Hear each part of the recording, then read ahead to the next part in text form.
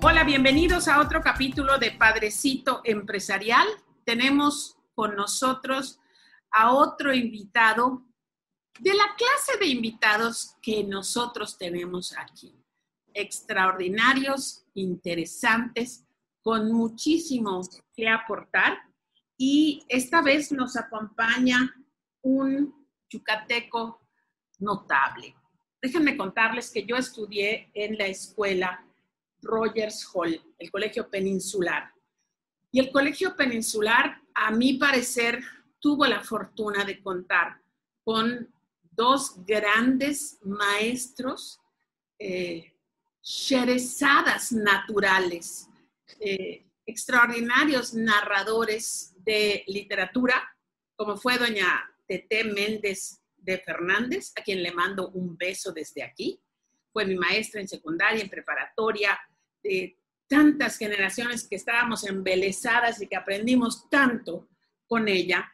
Y el otro maestro extraordinario que estuvo en el Rogers, que sigue en parte, es nuestro invitado, el abogado José Luis Vargas Aguilar, maestro de historia de todas las historias, amado, querido, con un club de fan tremendo por todos los que hemos tenido la fortuna de ser sus alumnos, algunos en las aulas y algunos en las clases especiales que da en el Colegio Rogers Hall y ahora vía Zoom.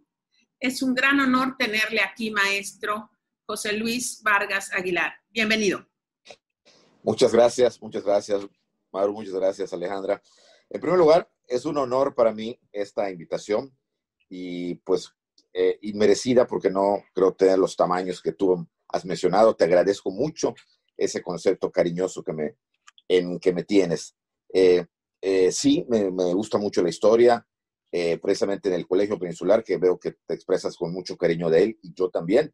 Ahí empecé hace exactamente 40 años. Wow. Cuando yo tenía la friolera de apenas un jovencito de 20 años, cuando en aquella época se podía dar clase empezando la carrera. Hoy ya no se puede, porque hay nuevas normas de la universidad, pero en esa época se podía. Entonces yo empecé de 20 años, hace 40, pues ya los que te están oyendo ya sacaban la cuenta, ¿no? Pero y sí, yo quiero mucho el colegio, pero además no solamente he estado allá, también tuve la oportunidad de dar clase en 3 universidades. Oh, wow. Estuve en la Escuela de Derecho de la Universidad del Mayab, o llamada Anáhuac, Mayab, durante 5 años, cuando empezaba la universidad, hace muchos años, eso fue en los años 80. Luego entré a la Universidad Autónoma de Yucatán, en donde tuve el honor inmerecido también de ser director de la Facultad de Derecho durante 8 años, y en la Universidad Marista, donde estuve como maestro fundador. Luego me quité porque tuve que estar en la universidad, volví un tiempo, volví a la universidad y ahora de nuevo estoy también en la Universidad Marista. Y efectivamente soy abogado, mis padres son abogados, mejor dicho, mi padre, que en paz descanse, y de él vi muchas cosas, pero y litigué y preparé y estuve como al principio, ¿no? Pero mi vocación realmente es la investigación histórica, fue y es la historia. La abogacía y la historia están muy pegadas. La mayoría de los historiadores, los más renombrados, Maru, son abogados. No sabía. Nada más que ya no, ya no se dedican a la abogacía, se dedican a la divulgación, como dice mi amigo Alejandro Rosas, el gran historiador, a la divulgación histórica, ¿okay? En base con fundamentos, no en base a leyendas, ¿no? Sí. Y desde que soy niño, yo recuerdo que soy niño, yo tuve la oportunidad de ya escuchar las narraciones históricas de mi abuelo materno, don Remigio Aguilar Sosa. Ya. ¿Okay? Y él, recuerdo que me inculcó la historia cuando yo tenía desde 7 u 8 años. Y en esa época en la televisión, pasaban muchos programas de tipo histórico. Ustedes no se pueden acordar, pero programas se llaman los caudillos, el carruaje, ese tipo de... Que yo me sentaba, era yo un niño, recuerdo que era yo un niño de 8, 10 años, yo me sentaba a verlo y él me explicaba, mira, esto está pasando, y con él viajé la primera vez a México hace casi 50 años, y me explicó todo por ese lado. Y por el otro lado, por el lado de mi padre, pues tuve la oportunidad de conocer a mi bisabuelo, don Alonso Sansores Carrillo, que fue uno de los primeros notarios en el estado hace ya del siglo antepasado, y que él se desarrolla como abogado a finales del siglo XIX. Y él me contaba cómo era el Yucatán, igual de niño. Recuerdo que yo me sentaba junto a él y me contaba así, porque pasó en tal lado, en tal... Y empecé a conocer mentalmente a Yucatán y me interesó su historia. Entonces, por ambos lados, ¿okay?, yo tuve la posibilidad de conocer la historia. ¿Okay? Y no había nada que me gustara más, Maru, que me regalaran libros de historia. Yo recuerdo que mi primer libro está dedicado por mi abuelo cuando yo tenía 10 años. Es que yo recuerdo, quizá hubo más. Y era de historia. Era de historia, historia. O sea, cuando estuvieron de moda, cuando yo era chico, aquellos juguetes que se llamaban, eran los Barbies, pero para niños, hombres de acción. Yo los jugaba que uno era Hidalgo, que uno era Morelos, y hacía yo los dramas históricos así. O sea, y siempre me gustó, y al cabo del tiempo, pues, he tenido la oportunidad de tener una amplia y vasta biblioteca. Okay. Lo que ves detrás de mí es una parte, pero hay otra más para allá y otra aquí. Okay. Y eso me ha dado la posibilidad de leer. Yo leo bastante, me gusta leer bastante, y cuando hay alguna situación como la que pasa México en momentos históricos como los de ahorita, me gusta poner ejemplos de, bueno, esto cuándo pasó, qué no pasó. Okay. Como por ejemplo ahorita, que he comentado con mis alumnos de la mañana, la detención del general Cienfuegos. ¿Okay? Sí, hombre. Y les comenté a los alumnos de que es la primera vez en 93 años que un general secretario de defensa cae detenido. Hace 93 años, el único que había caído detenido en México fue por órdenes del presidente Obregón, que fue el general Francisco Serrano. Desde eso, en el 1927, no había pasado nunca nada de esto. Entonces, esto es interesante porque nos vamos ubicando en la historia. Comparando. Todo esto, entonces, es todo esto que usted sabe es por las lecturas y por ese amor por la historia. No es que usted haya estudiado para ser historiador o curso de historiador. Eso es fascinante. Eso es increíble. ¿Y desde qué momento cómo es que se da que usted empiece a enseñar la historia? ¿Le llaman, escucha que necesitaban a alguien o cómo comienza? Sí, cuando yo terminé mi preparatoria, yo estudié en el Centro Universitario Montejo, yo terminé mi preparatoria y empecé a estudiar en la facultad. En la prepa me dio clase una persona muy querida para mí también, tal vez la conozca alguna de ustedes, tal vez tú, Maru, el señor Juan Manuel Arrigunaga, sí, cómo no, que fue director de la preparatoria del Rogers, precisamente. Sí, cómo no.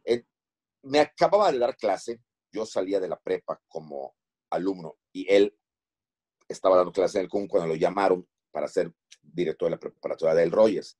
Y como yo me llevaba con él me acaba de salir de la preparatoria, y él había sido mi maestro, joven, en ese entonces éramos jóvenes, me invitó a dar clase al Rogers. No más que me dijo, van a ser para los terceros, tienen casi tu misma edad, ¿ok? Así que tienes que ponerte vivo. Pues yo dije, pues sí quiero. Y la materia que me ofreció como fue Historia Universal. Okay. Empecé con Historia Universal. Y ahí, empecé a dar clase en el 2 de septiembre, no lo voy a olvidar, de 1980.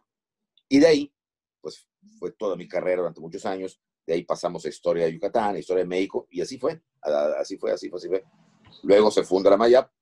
Me llaman en la Mayap para que yo estuviera como, se le llamaba coordinador de la Escuela de Derecho, y yo diera clase de Derecho Romano, que es una materia muy histórica. Y entonces ya compartía yo con la Universidad del Mayap y con el Rogers. Posteriormente, en el 90, me llama a la Universidad Autónoma de Yucatán. Y entonces ahí empieza una carrera ya universitaria, que fue cuando empecé a dejar la carrera de litigio, porque ya era mucho más reclamante lo que era la academia y me gustaba más. Y fue en la Universidad Autónoma de Yucatán donde de alguna manera hice mi carrera académica, porque fui secretario administrativo, fui coordinador de cultura, hasta que llegué a ser director. Y cuando comenzó a dar clase en la universidad, ¿fue también como historiador o como abogado? No, como abogado. Como abogado. En ese, no recuerdo si ya para ese entonces se había fundado la licenciatura en Historia en la Facultad de Ciencias Antropológicas, porque no es muy nueva. Porque digo, no es muy antigua, perdón. No lo recuerdo. Quizá, si cuando yo terminé la prepa hubiera existido esa carrera, tal vez hubiera entrado a ella en vez de entrar a abogado. ¿Okay? Pero lo que más se parecía a lo que a mí me gustaba era la abogacía. Ya. Yo volví a reencontrarle cuando usted daba clase no para adultos, para cualquier persona que quisiera ir a los salones del Colegio Rogers Hall por la noche. Hace muchos años yo y mi marido acudimos a sus clases. Después ¿Y cómo no? por trabajo lo dejamos por diferencia de horarios. Y recientemente alguien me recomendó las clases que usted está dando para el Country Club de Yucatán, que en un gesto que a mí se me hace extraordinario del club, en un momento como le llama para educarnos y narrarnos varios pasajes de la historia de México. Yo no sé si usted comenzó con la historia de Hidalgo. Sí, cómo no. Así con la historia de Hidalgo e Iturbide. Extraordinarios, porque se aleja de ese romanticismo que nosotros estamos leyendo de niños en la escuela, en primaria, el padre de la patria y el estandarte y las cosas, y Iturbide, el maldito que se coronó emperador, y trae todas esas cosas que uno va leyendo, y cómo usted viene y nos aclara punto por punto cómo fueron las cosas en realidad, y curiosamente se vuelven emocionantes, se vuelven interesantes, ¿no? O sea, quieres saber más. Cuando se termina la clase es una desesperación para que pase otra semana. Ya entonces usted comienza a dar clases, esas que daba en el salón, las empieza a dar por Zoom, y entonces sí, ya estamos adentro, ¿no? De todo eso. Pero las clases que está usted dando en el country, y que les invito a todas las personas que nos escuchan que busquen la página de Facebook del country de Yucatán, porque allá cada semana, cada lunes por la noche, el maestro narra varios pasajes de la historia mexicana. Los últimos, el que está usted narrando ahorita, es Juárez y el Imperio, interesantísimo. Y antes vimos La locura de una princesa, la historia trágica, terriblemente triste de la emperatriz Carlota. Y me encanta estar oyendo esas partes. Y una vez me llamó muchísimo la atención que usted explicaba por qué a los mexicanos, no sé si se acuerda usted de ese paraje, ¿por qué a los mexicanos nos cuesta tanto gobernarnos bien? Es un hecho histórico que desde que estaban, a ver si lo entendí bien, maestro, a ver si no me suena, no. Desde que estaban los aztecas, ¿no? En pleno dominio del centro del país, dominando y más bien amedrentando a todos los que estaban alrededor. Llegan los españoles, llega Cortés, y curiosamente con usted aprendo que era una persona que realmente respetaba a los indios mexicanos, a los aztecas,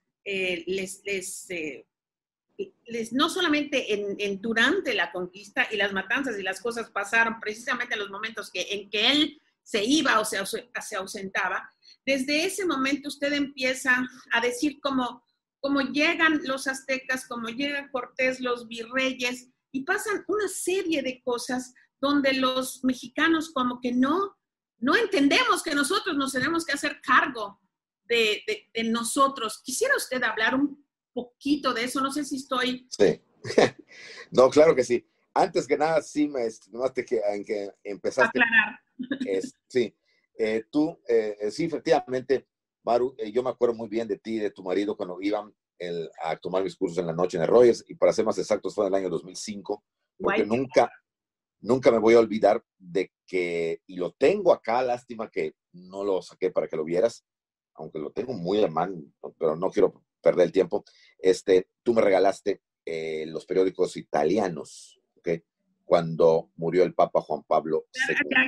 Se me había olvidado eso, sí, claro que sí. Entonces aquí los tengo con mucho cariño, los guardo porque están, es un tesoro, y después de 15 años de la muerte del Papa ya se volvió un documento histórico, sobre todo que es un periódico de Italia, de Roma.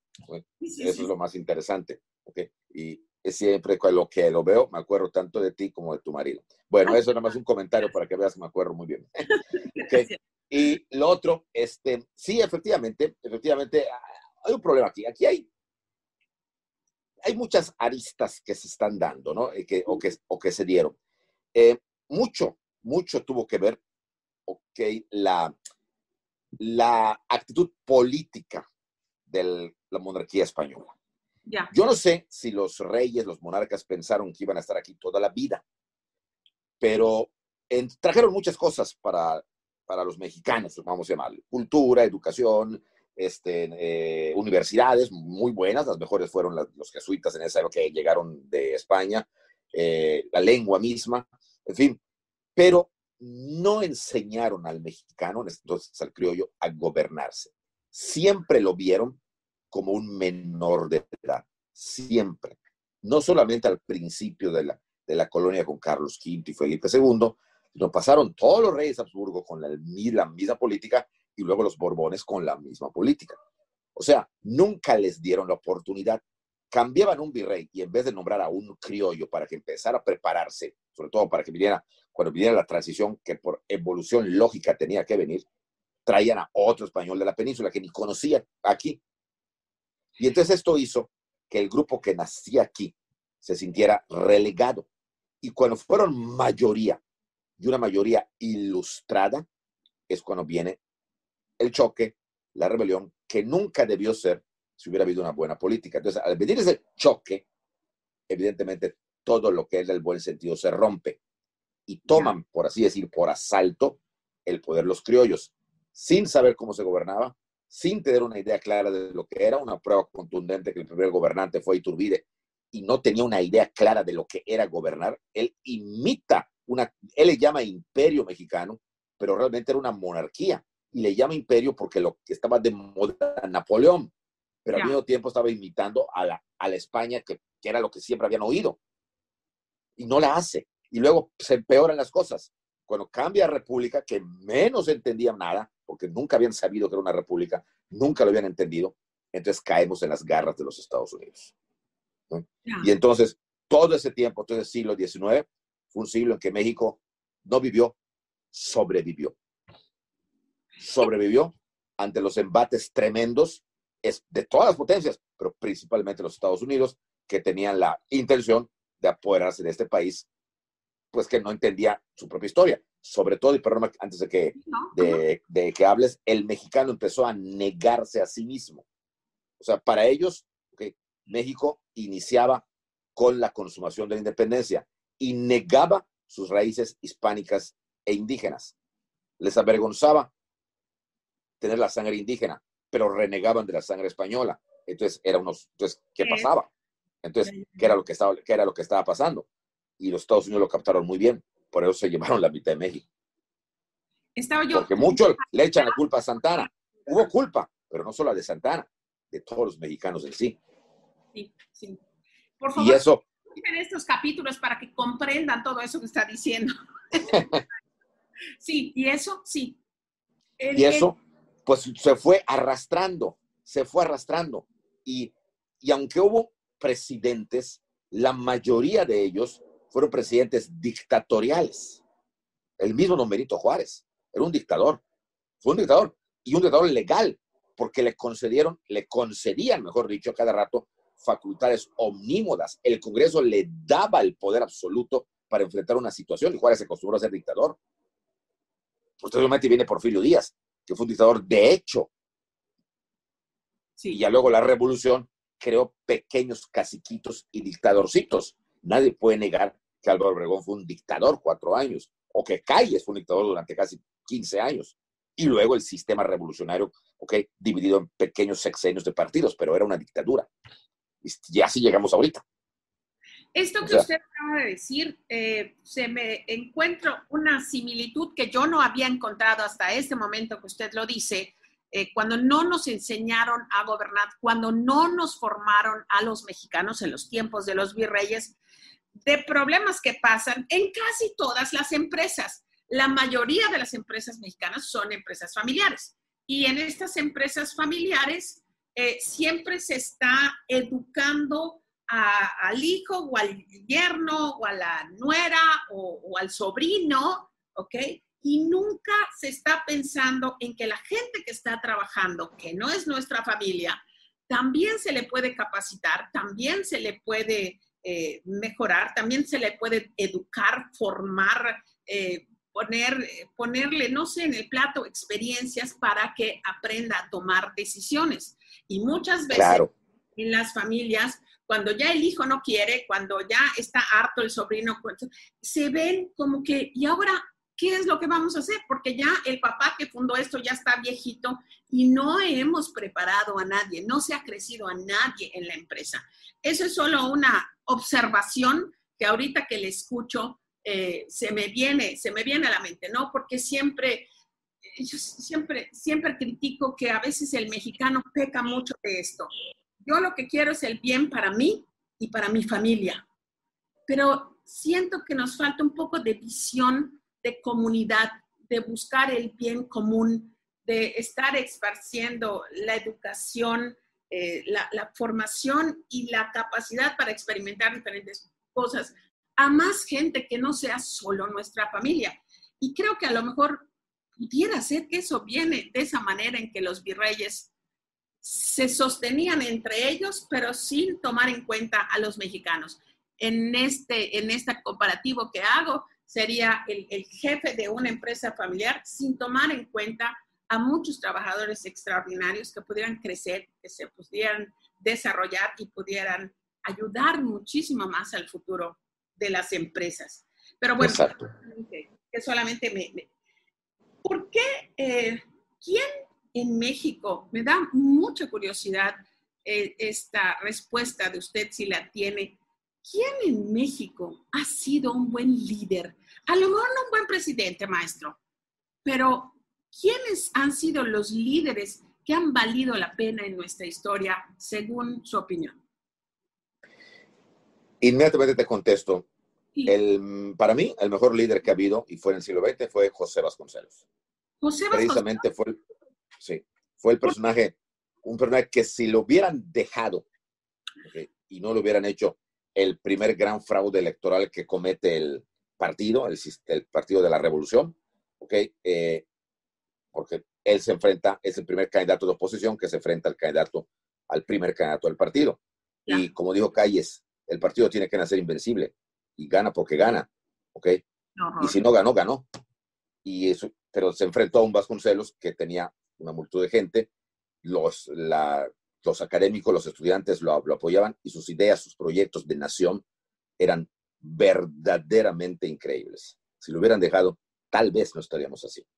Claro, como le robaron el triunfo, Vasconcelos tiene que huir porque es perseguido y evidentemente al dejar el camino libre, dejar a México, la revolución le hace una pésima propaganda. ¿Okay? Y evidentemente durante muchos años, durante muchas décadas, se habló de él como un ambicioso, como un loco, como un académico que no sabía lo que era política, que no tenía gallas, y se crea una leyenda negra contra él. ¿Okay? Entonces, en muchísimos libros oficiales se habla que Vasconcelos no era el candidato, que no supo perder, no supo perder porque le robaron la elección. ¿Okay? Pienso que era un líder impresionante. La gente lo seguía, sobre todo la juventud, que eso era lo principal, Maru, porque la juventud de los años 20 y 30, que fue la que él dirigió, era la que hubiera llegado al poder con la idea de Vasconcelos en los años 50 o 60 y otro gallo hubiera cantado. Pero no llegó, porque no lo dejaron. Porque la familia revolucionaria, encabezada por Obregón y sobre todo por Calles, no lo podían dejar. Porque era no era del equipo, por así decirlo. Pero era eso, no porque sus ideas eran malas, era porque no era del equipo, no era. Exactamente. Qué tontería espantosa. Eso. Y ya, pues hay otro tipo de líderes también, pues hay que reconocer que más atrás Santana fue un líder, eso definitivamente, y un gran líder. ¿Okay? Definitivamente, la gente lo seguía. Y lo que decía Santana lo seguía. Tan líder era, Maru, tan líder era, que cuando perdió su pierna, el pueblo la fue a rescatar y la enterró con honores en el cementerio de Santa Paula, en la Ciudad de México. Santana era un líder. Porfirio Díaz era un líder. Iturbide era un líder. Hidalgo, un líder también. Morelos, ni se diga. Y más atrás, bueno, podemos irnos. ¿Y por qué la gente que no es líder es la que termina siendo en puestos de dirección de nuestro país? Porque es la que conviene. La que conviene al que dirige, al que mueve el pandero. Es la que conviene. Siempre hay un alguien. Líder no le conviene. Un líder no le conviene. ¿Okay? Le puede salir de fondón. Claro, exactamente. Y eso es una política que vino principalmente desde la Revolución, aunque no tanto, porque por ejemplo Benito Juárez hacía lo mismo, nombraba secretarios de guerra que fueran generales bastante incompetentes para que no le dieran a él un golpe de Estado. Nunca nombró a grandes generales, a todos aquellos generales que se distinguieron en la batalla de Puebla o que se distinguieron durante la guerra de intervención, como Escobedo, como Porfirio Díaz, como Miguel Negrete, como Berriozábal. A ninguno les dio puestos. Les dio un tal Ignacio Mejía, que nadie conoce en la historia, que era un secundón de quinta. Para poder brillar. Pero precisamente, como estaba limitado, era fácil de manejar. No era problema. Tengo siempre, yo doy cursos para dueños de empresas. Sí. Y una de las cosas que siempre discuto con mis alumnos es que ellos dicen que les gusta pedir opinión de las gentes que están bajo su mando para ver si tienen ideas. Y yo siempre les digo, el que está dirigiendo debe de tener claridad de rumbo.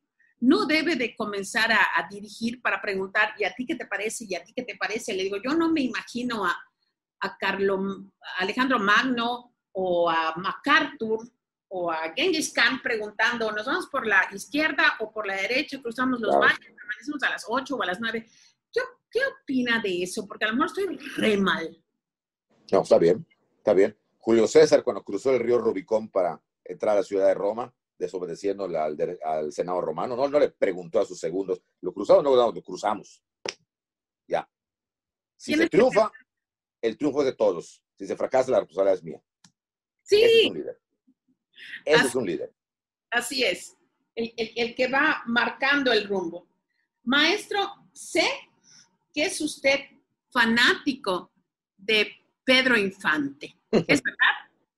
Sí, aquí están unos, si tú te fijas, al fondo de mí hay unos personajes de Pedro Infante. Sí, ¿cómo no? Sí. Son como unos muñequitos. Y ese cariño por Pedro Infante, ¿de dónde? Pues, ¿Igual sus abuelos, de su abuelo? No. Yo tuve también un tío político al que quise mucho, el señor Garma, Pedro Garma, que fue amigo de Pedro Infante. Yo no lo conocí, yo no conocía a Pedro Infante. Yo cuando nací hacía 3 años que había muerto. Pero cuando había alguna reunión, nos identificamos mucho, que nos llevábamos mucho, ¿no? Y él me empezaba a comentar, recuerdo que tenía yo como 10 o 12 años y me hablaba así, porque yo le preguntaba, oye, ¿cómo estoy? Y me contaba las anécdotas que él tenía con Pedro Infante. Ya. Y entonces me empezó a llamar la atención y un día me regaló un disco. Recuerdo que yo tenía como 8 años. ¿Okay? Y a partir de ahí empecé, pues qué bien. Y luego que sus películas en la televisión. Y luego en aquella época todavía las ponían en cine. ¿Okay? Y le preguntaba, oye, tío, fíjate que así, porque esto así, fíjate que que él me pasó a buscar, yo trabajaba en el calle 56, entonces, hay muchas anécdotas que él me contó de Pedro Infante y eso me hicieron familiar. Y llegó el grado de que llegué a ser coleccionista, llegué pues a conocer hasta Irma Dorantes, ¿okay? Tuve la oportunidad de conocerla y conversar con ella, tuve la oportunidad de conocer a su sobrino, a José Ernesto Infante Quintanilla, que vivió en Mérida un tiempo y íbamos a desayunar constantemente. Me hablaba de su tío. Tuve la oportunidad también de darle algunas cosas que yo había coleccionado, como las fotografías únicas e inéditas del accidente de Pedro Infante, que logré contactar con el fotógrafo de esa época que le dio las fotos, que trabajaba en el día de Yucatán. Y yo tengo las fotos, tengo el periódico de la época, que también me lo regalaron porque yo no había nacido, sí. del accidente, el accidente de Pedro Infante, y la tengo aquí junto a mí. Y una persona sumamente carismática, o sea, no solamente en sus películas, sino que todo el mundo decía que era realmente Así es. agradable, de la gente, no tenía aires, no tenía ínfulas. No, así es. Lo que me contaba mi tío, la verdad, pues sí, se veía que era una persona muy sencilla, muy buena gente, muy todo. O sea, y de ahí vino la admiración, el respeto y sobre todo pues el fan, porque pues yo tengo las colecciones de él y todas sus películas y constantemente las veo. En el CUM, por ejemplo, sí, algunos amigos antiguos todavía me dicen Pedrito porque sabían de mi admiración por Pedro Infante. Maestro, volviendo a la historia universal, ¿cuál es para usted la historia más fascinante, aparte de la de México, que es fascinante realmente y hay que conocerla? ¿Qué época de la historia es universal? Es una de sus favoritas. ¿Qué personajes? Te voy a contestar de las 3 preguntas que me hiciste. Sí. ¿Qué país, qué parte de la historia y qué personaje? Para mí, después de México, la historia más fascinante que hay y que abarca desde la Edad Media hasta actual, por así decir, es la de Francia.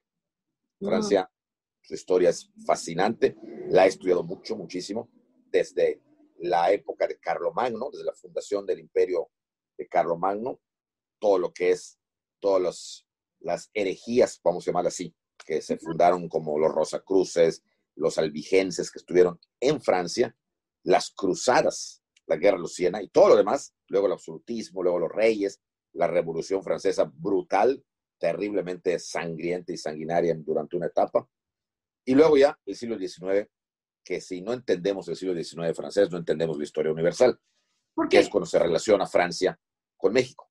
Ya. Y las guerras mundiales, en las 2 participó Francia y en las 2 les fue como en feria, porque le pegaron mucho, no en balde. En Francia es donde salió el famoso existencialista Jean-Paul Sartre, ¿okay? ¿No? Porque fue testigo de la primera y luego viene la segunda, entonces dice, bueno, aquí la vida no vale nada. Entonces, porque Francia fue está en medio, fue la que más le fue. Es el país que más me gusta su historia. Todos, España igual me gusta, Inglaterra, hasta Estados Unidos, que tiene una historia muy plana, pero bastante me gusta. Pero Francia me fascina más. La historia, la etapa histórica que más me gusta es la etapa de el Imperio Romano en su combinación con el cristianismo. Yeah. O sea, cuando entra el cristianismo a Roma, para mí es una etapa fascinante porque hay mucho mito, mucha leyenda, mucha cosa que nos han dicho por tradición. Y me fascina estudiar esa etapa, me fascina investigar. Tuve la oportunidad de estar en Roma, investigué muchas cosas. En fin, es la etapa que más me fascina. El papado. Sí. Desde la llegada, desde el imperio, desde que empieza, desde que Pablo se va a Roma, por así decir. Para que se mueran de envidia quienes nos están escuchando, estoy tomando con un grupo de 40 personas el inicio de la historia del papado en un curso que lleva 3 meses y que habla de ese nacimiento. Y me encanta porque precisamente aclara muchos mitos y muchas creencias y hace una separación entre lo que dice la iglesia y lo que dice la historia. Es realmente fascinante, muy recomendado. Ahorita estamos a medio curso, pero creo que en enero va a comenzar otros cursos, ¿verdad, maestro? Sí, cómo no. De hecho, lo vamos a continuar, porque este papado va a llegar hasta Constantino. Ya. Luego sigue otra parte. Y maestro, el personaje que usted... El personaje Yo tengo mis 3 personajes favoritos Sí. en la historia de México. ¿Okay? Eso no quiere decir que sean buenos o malos, sencillamente son mis favoritos. Me fascinan estudiarlos. En historia de México, mi personaje favorito es Benito Juárez. En historia de Yucatán, que también es muy especial, mi personaje favorito es Felipe Carrillo Puerto. Okay. También.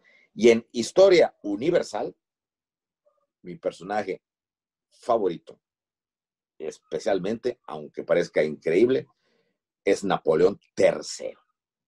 Que también lo estamos viendo ahora. Sí, son los 3 que me gustan mucho estudiar. Esos 3. ¿Por qué? De Juárez, porque Juárez, por ejemplo, es muy conocido, pero es el conocido gran desconocido. Es el conocido más desconocido que hay. Porque le han inventado muchos mitos. Nadie puede hablar de Juárez si no lo ataca o si no lo defiende. No hay quien hable sobriamente de él. Sí. Juárez era un hombre. Tuvo muchas fallas, pero también muchos aciertos. Y le tocó vivir 3 etapas tremendas. La guerra civil, la reforma, donde se portó como un político. La guerra contra los franceses, donde se portó como un patriota. Y la restauración de la República, donde se portó como un ambicioso. Entonces, esas 3 etapas es interesante ver su personalidad. La de Juárez. La de Carrillo Puerto es interesante ver cómo en un lugar tan especial como Yucatán, podríamos llamarle tan fuertemente, muy acendrado la idea religiosa, católica, hacendaria, puede imponerse un socialismo como lo impuso muy especial Felipe Carrillo Puerto. ¿Okay? Y en el caso de Napoleón III, para mí es tipo Porfirio Díaz en Francia. Es otro calificado injustamente en la historia universal. ¿Okay? Lo vemos únicamente, en el caso de nosotros, lo vemos como el protagonista, y más que protagonista, como el que fomentó la invasión francesa a México y que fue el que mandó a Maximiliano aquí y luego lo abandonó. Cuando eso es lo que se cree, se dice, pero no fue tan así. Napoleón entró como presidente de la República Francesa y luego fue emperador. Y luego fue derrocado por una revolución de alguna manera comunista llamada la Comuna de París. Los comuneros, por así decir, donde lo van a desterrar. Y Napoleón hizo muchas cosas muy positivas, pero se le recuerda más al tío que al sobrino. Sí, así es, efectivamente. Una de las cosas que yo quería lograr, uno de los objetivos que yo quería cumplir al entrevistarle a usted es, no es que lo necesite, usted no necesita promocionarse, pero la verdad es que nos escucha mucha gente, no solamente de Mérida, sino de la República y hasta del extranjero. Y ahorita que usted está dando clases en Zoom, es increíble. Bueno, usted mismo lo sabe y nos los comenta. Hay estudiantes que le están escuchando desde Australia, desde Seattle, desde España, desde todo México, Sudamérica, Argentina. Y entonces, esta era una de las cosas que yo quería contarle a nuestros escuchas, que tenemos un maestro extraordinario y que es una joya porque hace la historia verdaderamente fascinante y entretenida. Y la otra, yo quería que usted nos ayude a explicar la importancia de la historia. Yo quiero comentarle que cuando estoy dando clase y de repente estoy hablando de un caso como lo que le pasó a Rosa Parks, y yo pregunto, ¿saben quién es Rosa Parks? Y mis alumnos me dicen no. O porque cuando los hermanos Wright estaban inventando y salían y las bicicletas, no saben de quién estoy hablando. Y es un trauma horrible para mí. Yo no sé si tiene que ver con mi avanzada edad o simplemente yo leía un poco más, pero es necesario tener este tipo de cultura general y de saber historia. ¿Por qué, maestro? Si quiere darnos este mensaje para cerrar este programa extraordinario que yo lo hubiera hecho de 3 horas. Gracias. De la historia para todos y sobre todo para quien está liderando a un grupo de gente. ¿Por qué es importante? Yo me remitiría principalmente a Cicerón. ¿Okay? Sí. Y con Cicerón yo podría contestar esa pregunta. Porque la historia es la maestra de la vida y es la vida de los tiempos.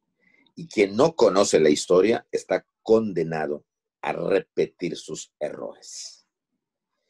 Esa podría ser una respuesta. Y otra respuesta, ya más moderna si se quiere, pero pues es lo mismo, es que al principio dijiste algo muy parecido, Maru.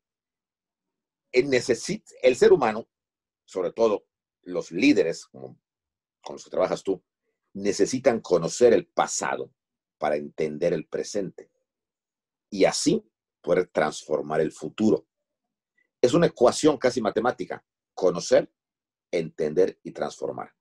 Quien no conoce el pasado no entiende el presente, no lo puede entender, simplemente no puede.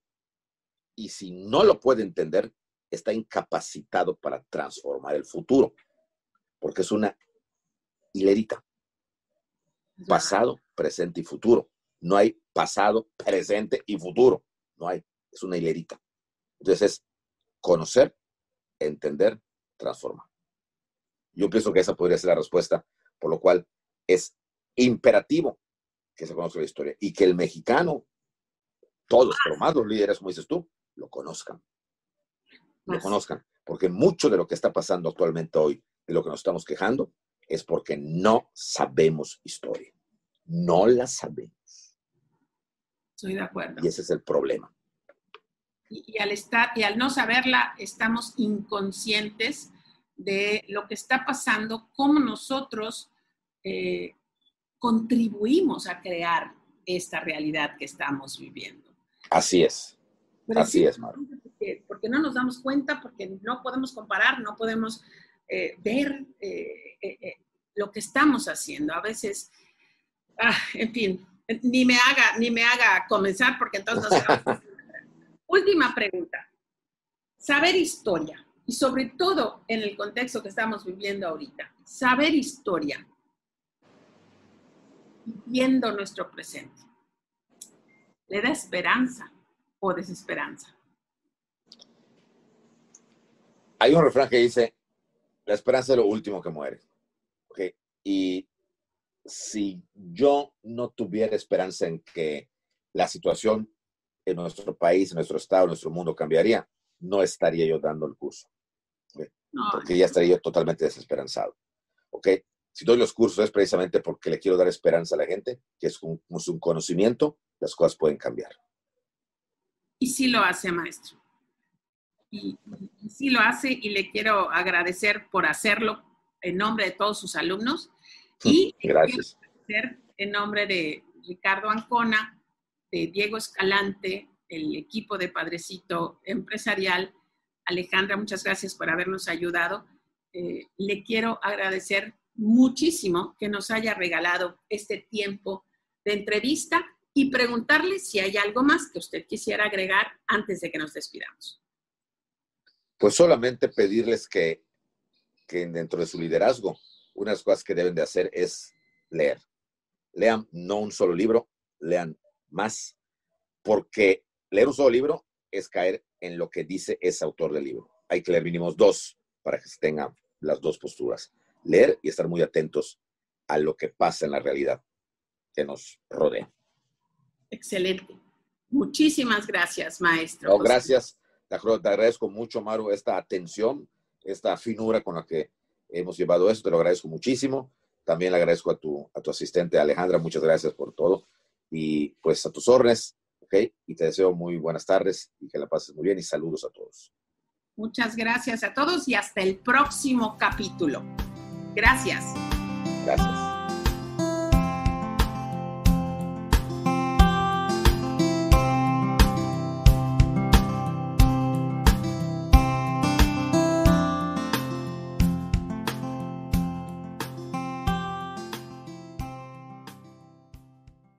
Este fue un podcast de 42 Broadcast Network, producido por Diego Escalante y Ricardo Ancona. Más información en 42bn.com.